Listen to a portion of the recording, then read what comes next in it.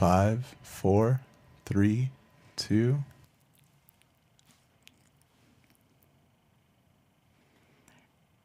Good morning. Thanks for joining us today on the Bitcoin Brew. We're so glad that you're here.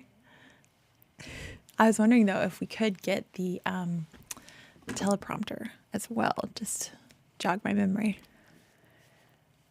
We're live today. Sorry about that. Isn't that exciting? It's all good. I was like, I don't know. Brings a little extra pressure, a little game day, like Right. amp up.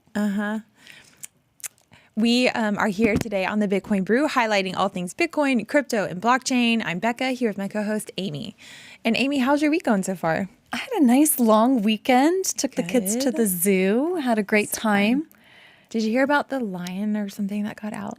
The clouded leopard was apparently somebody cut its enclosure. It was found safe on the grounds of the zoo, thankfully. Oh my goodness. And then there was another enclosure that was tampered with. I know. Crazy. That's scary.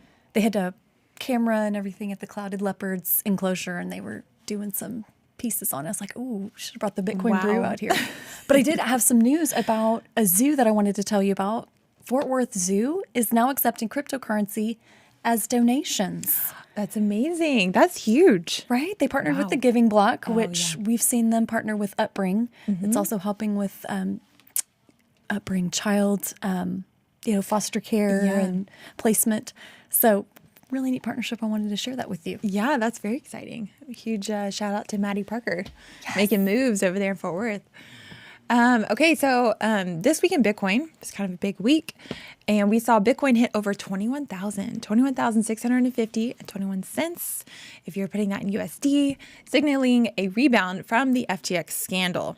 There's always ongoing conversations surrounding the DCG group on whether or not they'll be able to pull themselves out of this bankruptcy talk with Genesis. So along with that, we saw Galaxy Digital announce that they are acquiring the Helios mining site from Argo Blockchain, which is located in West Texas. So it's a huge site out there. Okay, also, did you know that you can now purchase a Bitcoin mining machine as well as a hardware wallet from Amazon? Love that. I know. They did a bundle deal for us. They should. I think so too. Yeah, get some discounts there. Okay, well, now you can. So it wouldn't be a week in Bitcoin without some kind of bankruptcy, arrest, scandal. So here it is. This week, the founder of cryptocurrency exchange Bitzlato was arrested in Miami on Tuesday. More on that in a moment. So today, we're going to be sharing our opinions on an Amazon partnership with a blockchain company, why Bitcoin is unstoppable, a new subcommittee formed in the House to oversee digital assets, fintech, and inclusion, and who and what is Bitzlato. All right, we are going to roll our intro.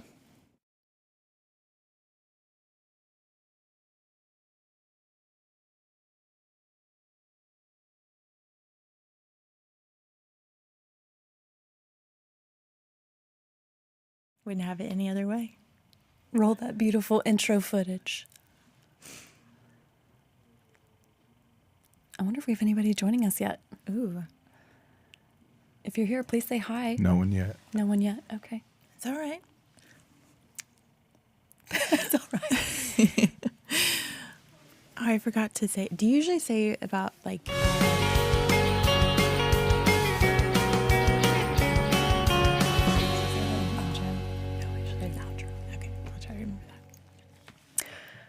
It was announced this week that Amazon Web Services will be integrating Avalanche, a decentralized open source proof of stake blockchain with smart contract functionality.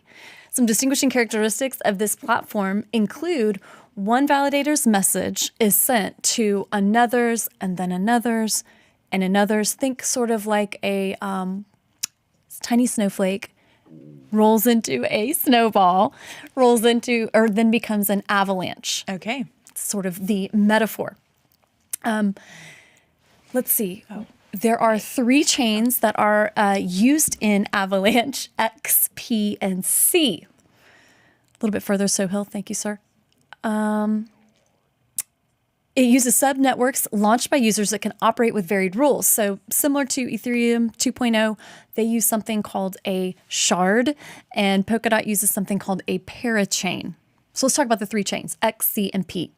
The X chain is the default chain that creates and exchanges the assets. C is where the smart contracts are generated. And then P coordinates the validators and manages the subnets. These three chains work in tandem to solve the trilemma of the blockchain, which is scalability, security, and decentralization. Amazon operates in over 100 countries, so imagine the exposure here. Avalanche will provide AWS customers with a digital asset management platform, allowing them to create and manage custom tokens on their blockchain. And businesses now may find it easier to launch permissionless blockchains faster and easier if Amazon Web Services becomes an active presence in this market.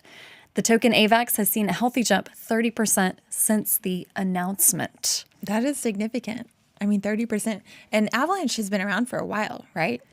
They're generated by Ava Labs. Yeah. They're kind of a brainchild, and some people are calling them the Ethereum killer. Oh, interesting. So I wonder if they're their own blockchain or if they're based on a different, or if they're based on Ethereum.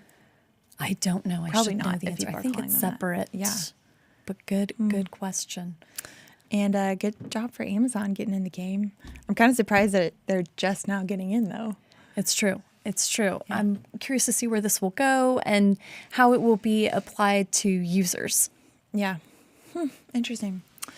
All right. Well, back to all things Bitcoin. As I mentioned earlier, the Bitcoin price reached a little over 21,000 this week. And this is significant because one of the biggest scandals since the inception of the Bitcoin blockchain, FTX, happened about 2 months ago. And obviously, we've seen a huge decrease in price. So this was kind of a crazy event to see it jump over 20,000. Everyone was very happy about that, just signaling that we're on the up and up, that nobody can take it down. All right, so 2022 is obviously a horrible year for all things crypto, especially Bitcoin, and Texas is leading the way on the rebound of that. All right, so here are a few reasons why I can say that with all the confidence in the world that Bitcoin is important and it's here to stay, and that Texas is leading the way. So the Texas Work Group on Blockchain Matters emphasized in the report the importance of Bitcoin adoption in the U.S. and specifically Texas. So this may sound kind of repetitive because I've talked about it a lot. I know we've mentioned it a lot on the show, but it's actually like such a huge development because everything on the state level influences the federal level. So we're going to talk about this more later in the show, but Texas politicians are being educated on the importance of the Bitcoin network. Texas is home to the majority of all the Bitcoin miners in the world. Global Bitcoin adoption is just getting off the ground. And a few weeks ago, I think we have a graphic for this, but at the Miss Universe pageant, Miss El Salvador dressed up as a Bitcoin. Stunning. Did you see this? Stunning. Did yes. you watch the pageant? No, I try not to watch the pageants, but I did see her all over the Twitterverse. Yes, there was there's endless memes, but honestly, I thought it was a joke at first, but then I was like, oh, okay, that's actually pretty cool. It's highlighting Bitcoin, but anyway. Yes. Okay. And Nigeria, of course, is soaring with increased adoption in several use cases there. Even permissionless, which has absolutely nothing to do with Bitcoin and is completely separate. They're focused on DeFi, but they're moving from, I think, Florida to Austin for their massive conference this year, which I thought was kind of cool. They're trying to jump on that bandwagon. So anyway, Bitcoin allows you to be a sovereign individual. And I think once you get a taste of that, it's hard to go back. Once you see it, it's really hard to unsee it. I totally agree with you, Becca. And I'm so happy that we're on this upswing. Yeah. And try as I might, I couldn't find one particular event that occurred that caused the increase. I mean, do you have any hunches about why we saw this in such a short time? Yeah, I was listening to a podcast the other day, and they said that at the 20K benchmark, a lot of people had their account set up to hey, purchase Bitcoin if it gets to this amount or whatever. And so maybe that kind of signaled a jump because it only went to 21.6. It's not that much of a jump, but it's still on a positive uptrend. So I know there's all these conspiracy theories out there about why, but I don't know. I think it's just part of the market. I agree. I mean, I have to agree with you. You're the expert here. No, I'm not. You're my go-to expert. And some people are saying, is this a bull run? Is this a bull trap? I mean, do you know the difference? Because I don't actually. like, I guess the run would be, it just keeps continuing on an upward swing, whereas a trap would be, it hits a certain threshold and then drops back down potentially. Yeah, I mean, I think with news that Genesis might be going bankrupt, maybe that was already priced in, or we might see it go down some more if that does, unfold. So we'll just have to wait and see. I mean, honestly, who knows? It's always a roller coaster ride. Always. Let's transition back to some policy here. Subsequently, after Republicans took the majority of the House, a subcommittee on digital assets, financial technology, and inclusion was set up. And at the helm is Representative French Hill. He is a Republican out of Arkansas. District 2 was set as the chair.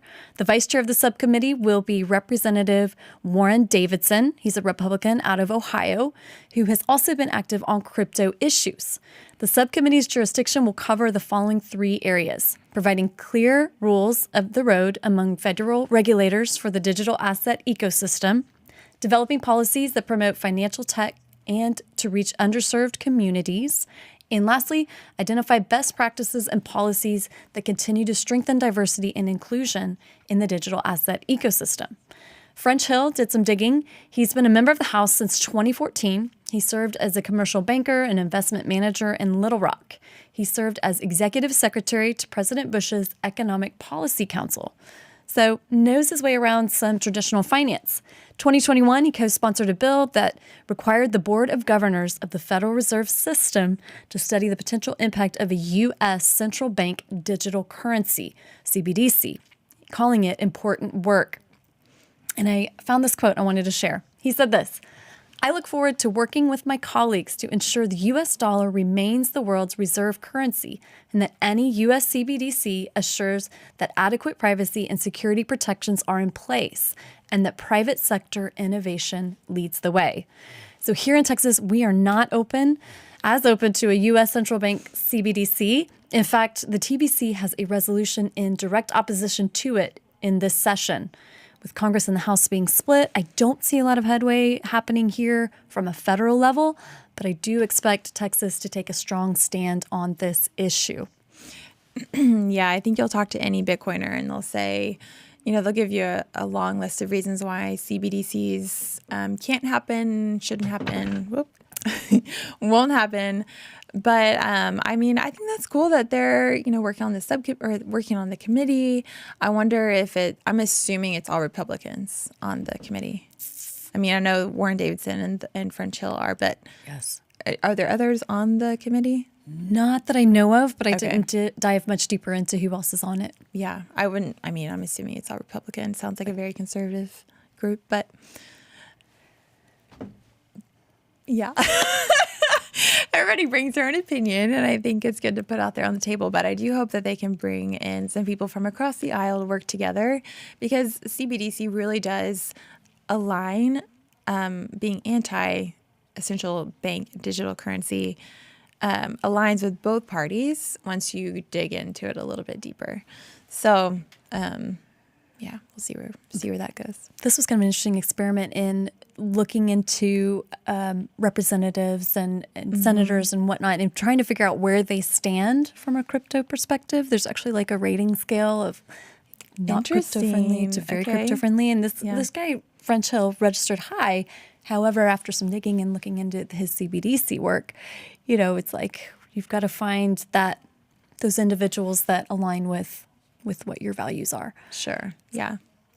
It's very interesting. Well, along with the political sphere going on here, we saw, I don't know, were you on Twitter yesterday? Oh my goodness. Was there one word that kept popping out? Over and over again. Was it Bitzlato? That was it. Okay. Yes. All right. So yesterday, the cryptosphere was buzzing with questions regarding Bitzlato. Of course, everyone was saying they had never heard of it, but what is this thing? And then the DOJ made a very grand announcement about it. So basically, Bitzlato is known for being a means of monetary transfer, basically money laundering, using cryptocurrencies. So kind of, I think the DOJ had been following them for a long time because of the ransomware attacks. I I want to say the state of California or something had like been hacked, and they, like, whoever did it used this company. So they'd been on the radar for like 3 or 4 years, but they're so small that this is why no one's ever heard of them. It's because it's like, oh, well, very few people had ever, like, basically just criminals had been using it. So I really do hope for the best that not very many people knew about this. So they made this big announcement, and I don't know if, like, maybe they're trying to, like, scare other, like, protocols, or like, hey, we're, you know, even if we don't talk about it, we're following you. It's kind of a big deal, though. Yes, it was. They were really promoting that they were making the announcement. I think everybody was sort of on Right. pins and needles there for a little bit. Like, who are they going to expose? What's going to happen? Right. And it was based in Hong Kong, so I don't know if maybe he, like, flew over here. I don't know. It was in Miami. So Reuters reported the firm has processed 4.58 billion worth of cryptocurrency transactions since May 3rd, 2018. So they've been following them for over 4 years. The good news is that the founder was arrested. I already said that. Just reading at this point. Okay. So the founder was arrested. It's good. That's good. He's going to be taken care of. All right. So I think our takeaway from all this is that everything stays on the blockchain. You can't hide from it, No, even if you think you can. everything is trackable, traceable.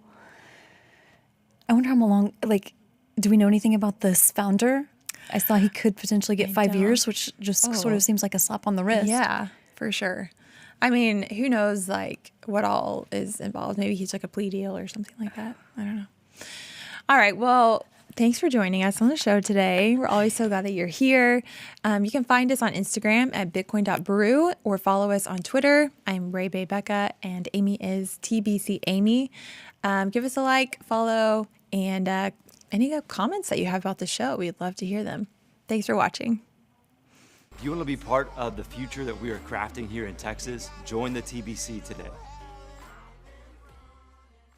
Thanks for watching the Texas Blockchain Council. We've got more videos, more great content, and we are a nonprofit. So if you could send your Bitcoin here, this is my personal wallet address. And don't ask me for my seed phrase.